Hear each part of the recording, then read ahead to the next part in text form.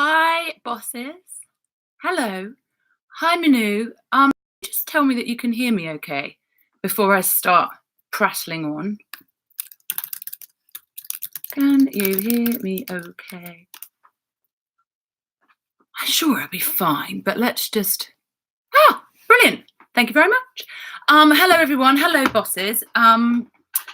Thank you so much for joining me on a Sunday. I really had no plans of doing a live at all, but when I came to edit this episode, which I filmed earlier on this week, with about 3 others, it's called batching apparently, and it's supposed to make me better, more organised and more functional. So I batched about 3 episodes in one go, and don't know where they are. Probably I could have cried about it, and I almost cried about it, but then I decided to pull my big girl's pants up and just get on with it. So here I am, just completely involving myself on your Sundays. But thank you very much for being here. I hope you find this live to be super useful. I'm going to focus it around how you can make your social channels more engaging, more valuable, and that you can get more audience numbers, more engagement, and more attention. What I'm not going to talk about in this masterclass is the sort of content that you should be putting out there. That's a whole other conversation that we'll save for another day. But right now I'm going to take you through the 5. There may actually be a few more as I think of them as they come up as we go along. The 5, they're not hacks, but they're the kind of things that get people sort of hooked onto these kind of stories. But they're the kind of the tactics and the strategies that PR people put into place to help their brands and their clients get more attention on social media. So I'm going to talk you through all of those. Before I do, let me just touch on the 5 things that all brands should be focused on in 2019 and beyond. This is my opinion, but I believe it to be a valid and valuable one. So it would be great if you could take some sort of insight from this and some motivation and bring it into your own business. So the first thing that I believe all brands need to be in 2019 and beyond is customer-centric and customer-focused. Your customer should come before everything else. Lots of brands say that they put their customer in the middle of their offering and at the heart of their offering, but how many of them really and truly can say that they do? I wager not as many as we would hope. So number 1 is customer first. Customer always comes first. Number 2 is laser targeting. So don't try and speak to everyone at the same time with the same message, because do you know what? Your brand isn't going to be for everyone. Your message isn't going to be for everyone, and that's totally okay. But don't waste your time, your energy, your resource, and your money on speaking to people who aren't receptive to your message. Let's just focus on the ones who are, and we achieve that by being very laser targeted. Number 3 is relevancy. This is a core passion of mine. I am completely driven by relevance in every part of my life. I want to be relevant. I want to stay relevant. And it's something that brands also need to be adopting, an attitude of relevancy. What is relevant now to the political climate, to the economic situation that people are in, to trends, to the way the world is moving? Like, what is relevant? Making sure that your communications and your storytelling are relevant to your consumer. It's completely important, otherwise you'll just miss the mark, and again waste your time, money and your energy.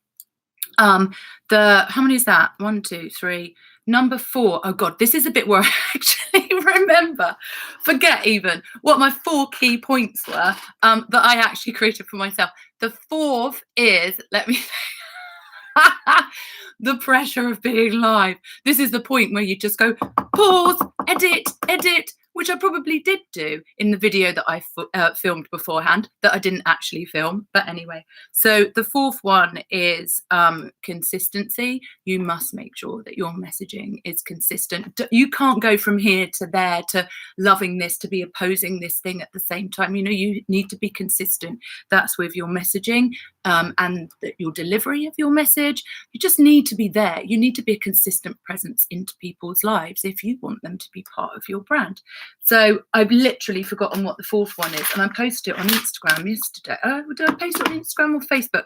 So customer-centric, laser-targeted, relevant, authentic. I'm being authentic right now, authentic in my uselessness, but brands, please be authentic. Authentic means being honest, transparent, and it's about building trust with your customer. And you can only do that if you're authentic. If you're not authentic, then you will get found out, and that can lead to some very bad news for your business. Okay, so let's crack on. So now I've told you my 5 points that must flow through every part of your brand building journey in order for you to build a brand that is going to be around in 5-10 years time and create a legacy. Okay, so let's now focus on the 5 PR sort of strategies that PR people put in place to help their clients with their social media audience, their engagement with that audience, and to really increase their presence on their social channels. It's difficult. There's a lot of noise out there. There's a lot of brands out there at the moment, but the lion can roar. So don't be intimidated by the fact that you've got 300 followers, 400 followers, 1,000 followers. It doesn't matter. You need to take the mindset of serving those followers you have with the greatest amount of passion that you can inject into your storytelling.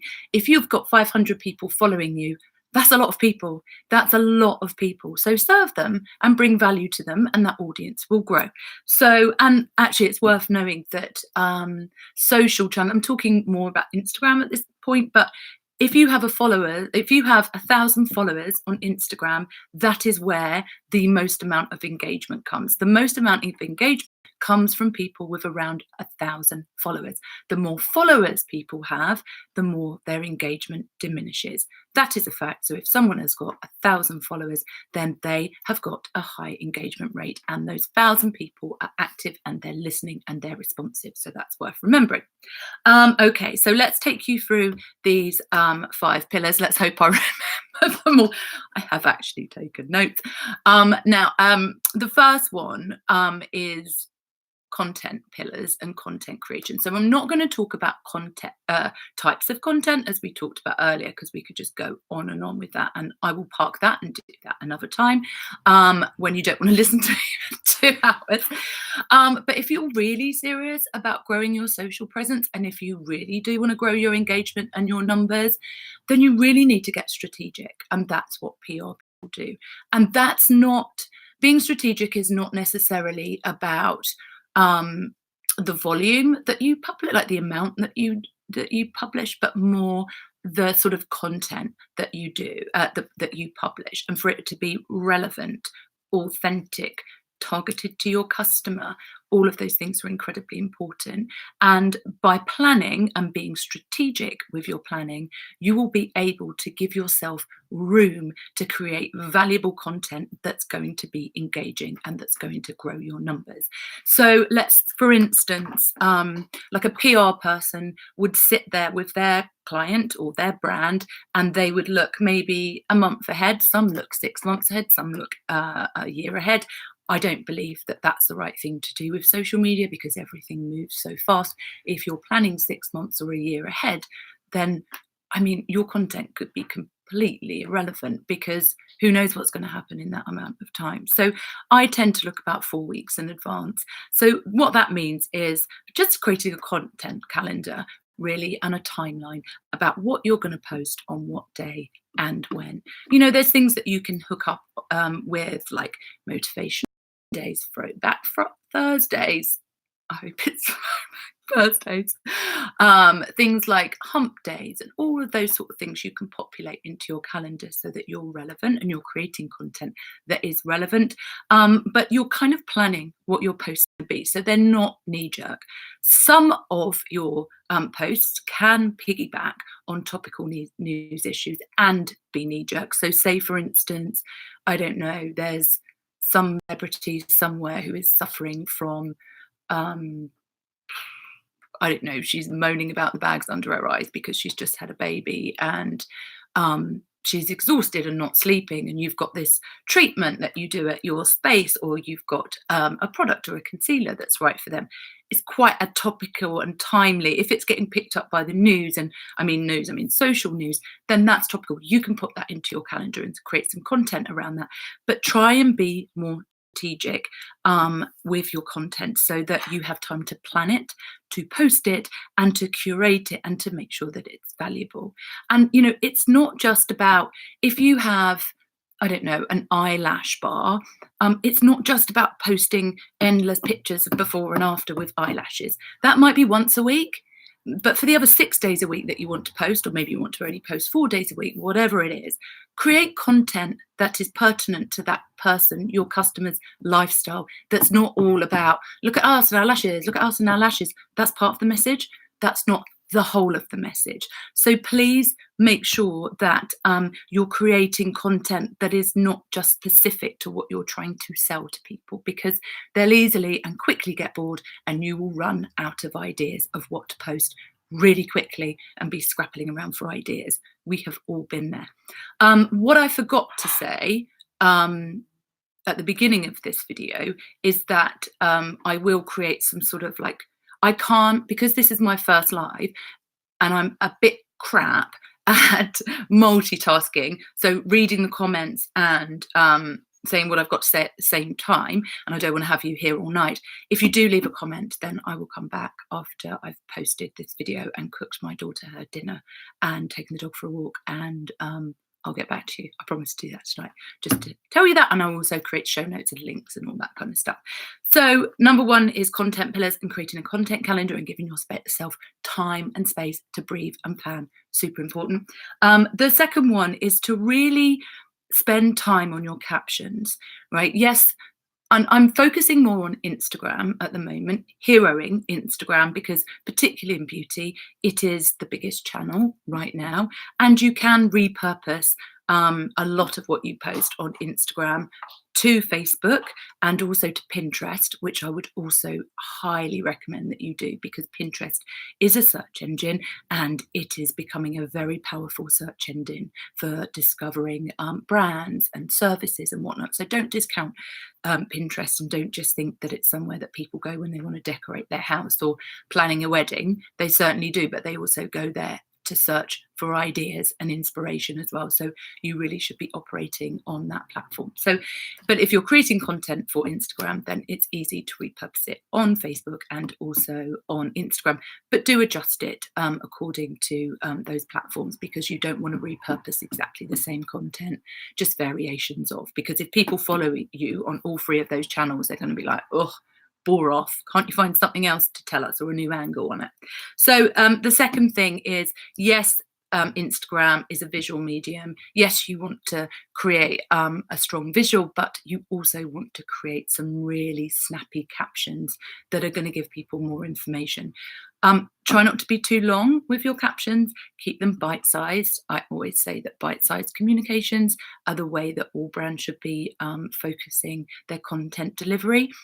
So with bite-sized, I mean short, concise, snappy. Think BuzzFeed. Go and look at how BuzzFeed draw you into their stories. Look at the sort of language that they use. Look at the headline-grabbing attention captions that they use, and sort of try to emulate that sort of vibe, but in a way that's authentic to your brand. So spending the times on captions is super important and is really going to help drive your engagement.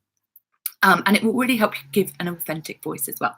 So the third one is, so we've got content pillars and we have got your captions, and the third one is hashtags. Now, I don't think, people get a bit funny about hashtags and they think they look really spammy and they think they look really cheap and a bit tacky. Well, I'm sorry, but you're never going to engage. You're never going to increase your engagement unless you get with the hashtag program. Every Instagram post is permitted up to 30 hashtags per post.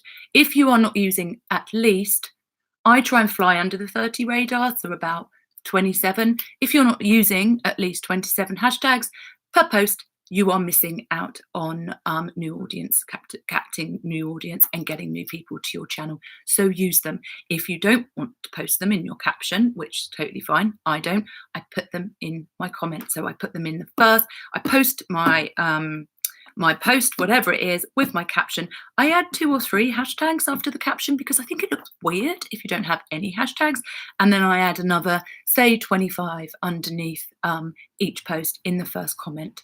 And that way it doesn't look spammy, and it keeps my sort of feed quite clean. If you're not sure what hashtags to use, there are platforms like Hashtagged, which is an app where if you type in, I don't know, hairdressers or nail bar or whatever it may be, it will bring you up the top trending hashtags, and all you've got to do is just copy and paste them. Another trick that I also use is that I use all the hashtags that I use on the reg. I copy them and I paste them into the Notes app on my phone, so that when I post something, I just go into the Notes app, copy, highlight them all, copy them, and drop them in under my post in the comments. So I don't have to, I don't have to go back and do each one every time again. There is also some sort of autocorrect thing that you can do where you could just type in hashtags and they would just all come up, but I haven't quite worked out how to do that yet and haven't had the time to look into it, but I know that it's definitely possible. So hashtagged is definitely something worth looking at. Also, just look at what your competitors are hashtagging, look at what other people in your space are hashtagging, and see if you can piggy bank and use those hashtags yourself so that you become part of that conversation. But you should be using all of them. Do not do yourself a disservice. You won't grow your audience as quickly unless you do. So that is a big definite for me. And then the fourth one was tools. So I really am over 100% over grids, Instagram grids that look like some perfectly manicured lawn that no one ever goes out and has fun on. This kind of, everything's sort of like set up in this sort of situation and they're all the same color and they're all the same shade and grade and shape and blah.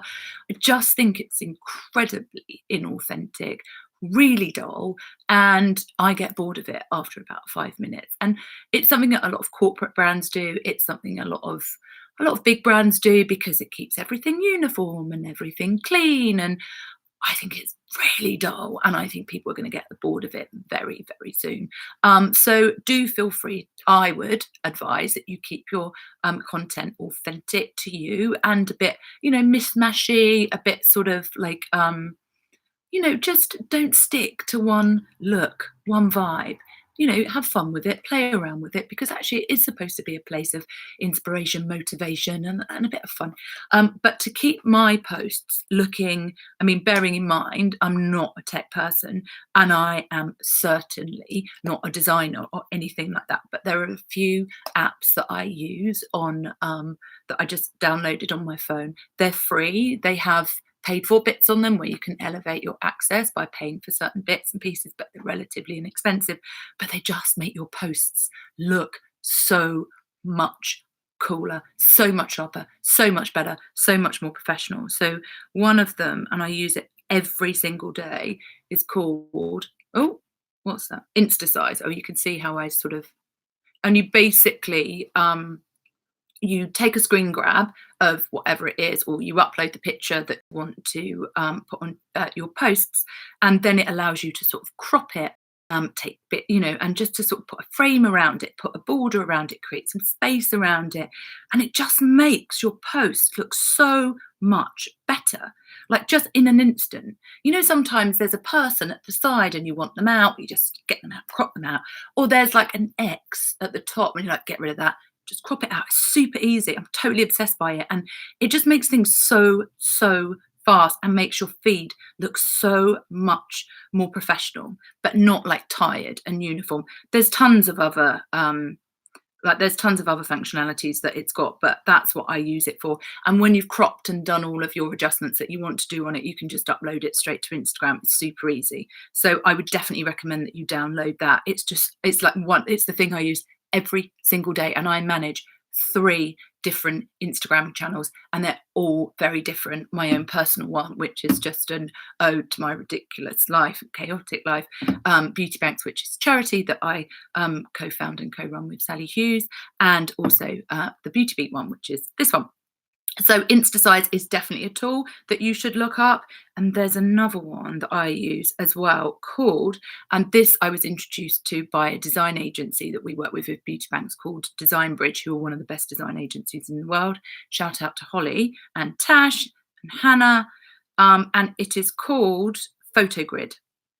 And it's just there. And I think it was like a fiver. And this allows you to be much more creative with your posts. So it will allow you to create like a grid so that you can have, and it gives you lots of different options. So you can drag and drop stuff in, you can get posters and film strips, and it's just got endless amounts of templates on there. And it's just so easy to use. So for instance, my friend Thumni has just written a book and I've just screen grabbed it, I put it into a strip and it creates this sort of post. And then you can put text over the top, you can change the background color, it's just got endless functionalities that just make you feel like a designer and make your content look really, really sharp and creative. And it really does make a difference to have things rated a bit more. So I would definitely suggest that you download that. The other one that I use absolutely incredible web and design platform is Canva, Canva. It is a game changer. It will turn even the most useless person when it comes to design and layouts into the most super creative. It is full of templates, things like templates for presentations, for social media posts, for they've got magazine templates, they've got what else they got? Press releases. I mean, it's just endless invitations. Everything's on there, and it is cheap as chips and worth every single penny. I use it every day. It's so easy to use that even my 7-year-old can use it. We use it for Halloween parties. I use it for press releases. I use it for presentations. It's literally the best thing that I've ever used, ever. And I don't understand why people don't use it, because it is awesome. I guarantee that once you've discovered it and start using it, you won't ever look back. I wish I was an affiliate to that brand, because I tell you, I talk about it all the time and it is worth its weight in gold. It's changed my working life. So that, and then the fifth one is the really boring one, and it's what I touched on earlier. It's consistency. So, show up, be consistent, because, if you just flit in and flit out, you're not going to go to the top of people's feed. You're not going to be a go-to for them. You need to be consistent. And that's where the planning and the strategic pillars that we talked about at the beginning become very important. Plan your content, be consistent, show up. If you can only post 3 times a week because of whatever reason, do it 3 times a week, but be consistent in your 3 times a week. Don't be once a week and then maybe, again on Thursday, or when I think about it on Friday. Be consistent, because if you do want to grow your numbers and your engagement and increase, you will only get out what you put in. So that is my fifth and final tip. I thought this was supposed to be about 5 minutes, and I think, 22. So sorry. It's supposed to be a mini masterclass. It ended up being a bit of a maxi. If you don't subscribe to my channel on YouTube, please do, because I'm committing to uploading one mini PR masterclass, which generally will be about 5 minutes long, every Sunday. And I will try to make it as valuable as possible. If there's any sort of content that you would like me to focus on, or topics you would like me to focus on, then please let me know and I will do my best to address them. Do leave any questions below, and I will do my best to get back to them after I've made Ivy some sort of lame dinner, because her dad's on a book tour, which is probably going to end up with beans on toast. And yeah, I'll get back to you. So do, as I say, please do subscribe, because I'm really going to try and land some useful stuff here for you. And the other thing, just before I go, is that I am starting a Facebook private group called The Band of Beauty Bosses that will be launching in the next couple of weeks. You can join now. It's over at the Beauty Beat on my Facebook page. There's nothing there at the moment, but there will be very soon. It's going to be a space where beauty bosses can hang, share advice, motivate each other, support each other. And I'm going to be dropping in, giving advice, free PR advice, and bringing my friends in, like editors and influencers and designers and whatnot, to give you some help and guidance on how to build your brand. That's it from me. I am going to check out. I hope you found this useful. Do subscribe. I've said it 3 times now. Apparently, in order for someone to do something, you've got to say it 3 times. So I've done that. Thank you, everyone, and have a great Sunday. Bye.